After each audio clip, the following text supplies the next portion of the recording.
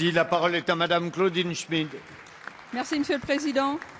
Avant de m'adresser à Monsieur le Premier ministre, je voudrais dire à Monsieur le ministre de l'Intérieur que ses propos ne sont pas dignes d'un ministre de la République. Monsieur le Premier ministre, le 16 mars, c'est dans 19 jours. Cette date ne vous dit certainement rien de spécial en termes électoraux. Or, pour les Français établis hors de France, le 16 mars est la date limite de dépôt des déclarations de candidature pour les conseils consulaires. Or, moins de 3 semaines avant, le décret relatif aux élections n'est toujours pas publié. Pire, le décret de convocation des électeurs n'est pas paru non plus. Cela enfreint la loi qui en avait fixé la publication à 90 jours avant la date de l'élection. Je rappelle que les conseillers et délégués consulaires seront non seulement des élus de proximité, mais seront aussi les grands électeurs de nos sénateurs. Nous ignorons à ce jour tout des conditions d'élection, alors que les identifiants et les authentifiants pour le vote électronique seront envoyés dès le 17 mars, enfin si ces délais sont respectés. Lors des débats sur la loi créant les conseils consulaires, je vous avais alerté sur les difficultés que vous auriez à mettre en place les modalités que vous arrêtiez pour cette élection. Je vous avais d'ailleurs, par voie d'amendement, proposé de réduire les délais de convocation.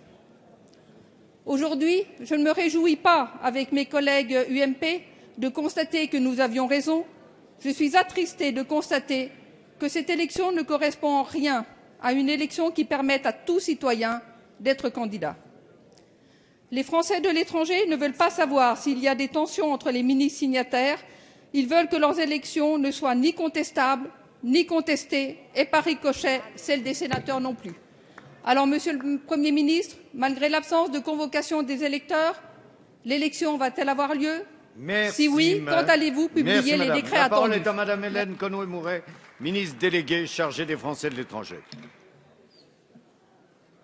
Merci Monsieur le Président, Mesdames et Messieurs les députés, Madame la députée Claudine Schmid.